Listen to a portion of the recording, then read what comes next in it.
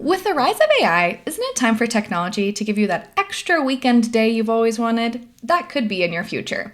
I'm Sarah, this is Bill Track 50, Beyond the Bill Number, and this week we're looking at our issue voter bill for April, the 32-hour Workweek Act. Welcome, Stephen. Hello, Sarah. Working 9 to 5, what a way to make a living. As Dolly so wisely pointed out, yes, the time-old discussion, wouldn't we rather be working less? As an American, the answer to that is always yes. Shorter work hours and more vacation, please. So, my first question here is how did we end up with the schedules that we find as normal today? Well, you can look back some 10,000 years to our hunter-gatherer ancestors. Now, they only actually hunted and gathered for maybe 4 or 5 hours a day, and the rest of the time they spent partying, telling stories, and so on. When humans started farming, maybe 10 to 5,000 years ago, that was when the hard work really started. But people were still working as and when it was needed, so they worked more at harvest time than they would during the winter and so on. But the Industrial Revolution brought the first factory work and the need for everybody to be working the same number of hours on a set number of days. So at first, that was absolutely brutal. They'd work 10, 14 Oh hours a my day, gosh. 6 days a week, including small children. And people quickly got fed up with that. And there was a worldwide movement to reduce working hours and improve working practices. And the US was at the forefront of that. And it culminated in the Fair Labor Standards Act of 1938 that established the right to a minimum wage and overtime pay when working more than 44 hours a week. 44? I thought you were supposed to be working 40 hours a week. Well, yes.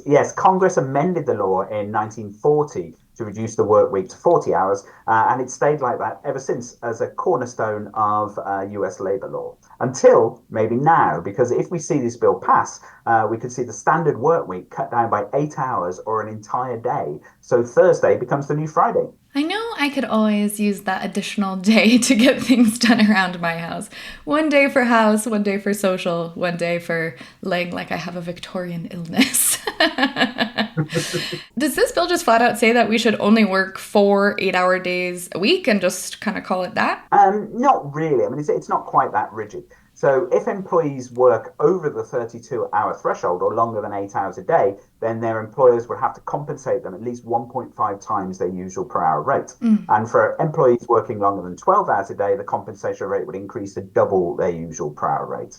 And the act would take effect in yearly increments. So employers would have to lower their standard work week by 2 hours per year over a period of time. I know that Senator Bernie Sanders is kind of spearheading this effort in the Senate, and there's been studies all over the world with some incredibly successful ones coming out of Iceland, New Zealand, and recently the UK, showing that cutting the time that people are required to work can have some pretty amazing impacts on their quality of life, fulfillment at work, enjoyment of their job, all of those kinds of things.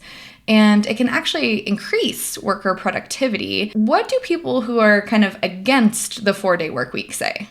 Well, there are a number of reasons why this might not be the best idea. So, by removing 20% of the work week and not reducing pay proportionally, which of course is what the Bernie Sanders bill does, it could fuel inflation by effectively increasing pay by 20% across the board overnight, which businesses might then pass on through higher prices, which would further fuel inflation.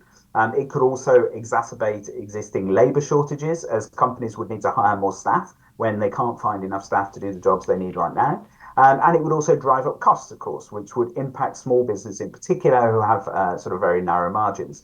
There are certain sectors as well, such as retail or healthcare, where they need a lot of people providing service all the time, and they could really struggle to keep their services running. Yeah, I was thinking with the if you work a shift more than 12 hours, how that might impact doctors, because I was like, wait, doctors always work more than 12 hours. So those are pretty good points. And I'm sure that all the previous changes, like increasing minimum wage, are met with similar arguments. And how are we seeing that these have worked out? Well, yes, the employers will always say that if you increase sort of protections for people in the workplace, or you increase wages and so on, then it will make their lives difficult. And but these things do tend to work out, and certainly the trials that have happened show that often you don't get a lot of these negative impacts from it, and people are happier, they're healthier.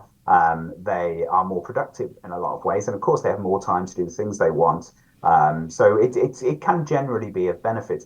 And the world of work, of course, is changing. You've got increased automation. You've got the introduction of AI that's going to explode over the coming years. You've got people being able to work from home more and more and actually not go into offices. So it does seem that the current trend to more flexible work patterns will continue, and that shorter working weeks may well become the norm for some, if not all of us. The key challenge, though, is to ensure that these benefits don't only accrue to white collar workers, and that everybody gets to enjoy more time away from work, doing whatever it is that they enjoy. So personally, I say bring it on. I agree. I agree. Well, thank you so much, Stephen, and thank you for watching or listening. Build Track 50 Beyond the Build Number is available for a podcast on Apple, Spotify, YouTube, or anywhere you get your podcasts, as well as Substack and TikTok, at least until we get banned.